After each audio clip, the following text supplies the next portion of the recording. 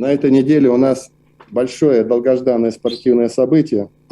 Для наших спортсменов это, конечно, в безумно сложных условиях проводится, но важно то, что у нас одна из самых больших команд Приволжского округа находится там. Поэтому, Руслан Тагирович, кратко доложите, что у нас там происходит, что мы ждем от наших спортсменов, чем помочь мы им можем. Уважаемый Ради Фаритович, уважаемые коллеги, за последние годы Башкортостан укрепил свой авторитет как один из ведущих спортивных регионов в стране. Совсем недавно мы чествовали победителей и призеров Олимпийских и Паралимпийских игр в Японии, где спортсмены Республики Башкортостан завоевали 14 медалей. Это 2 медали в олимпийской программе и 12 медалей в паралимпийской.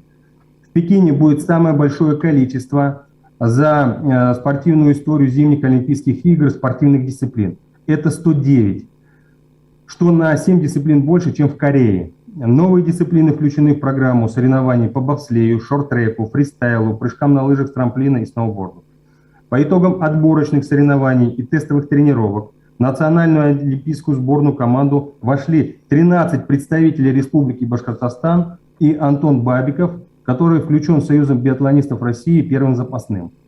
Из 13 спортсменов биатлон Латыпов Эдуард сегодня является бесспорным лидером сборной России по биатлону.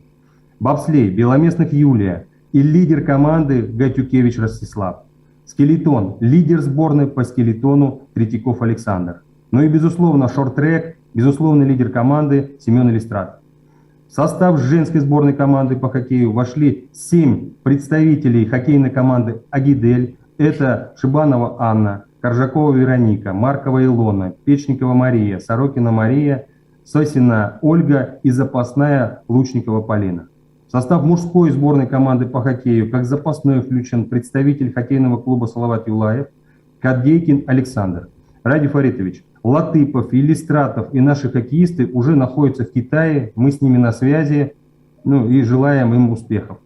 На сегодняшний день наша команда имеет большое представительство спортсменов, которое принимало участие в зимних Олимпийских играх. Пожалуйста, обратите внимание на слайд. Это вот история с 1992 года.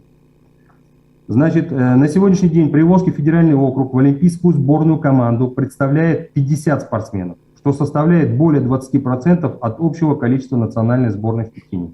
Стоит отметить, что в Приволжском федеральном округе Республика Башкортостан также занимает лидирующие позиции по количеству спортсменов в составе национальной сборной. Обратите внимание на слайд. Также лидерами являются Нижегородская область 12 спортсменов, Пермский край 11, Татарстан 8.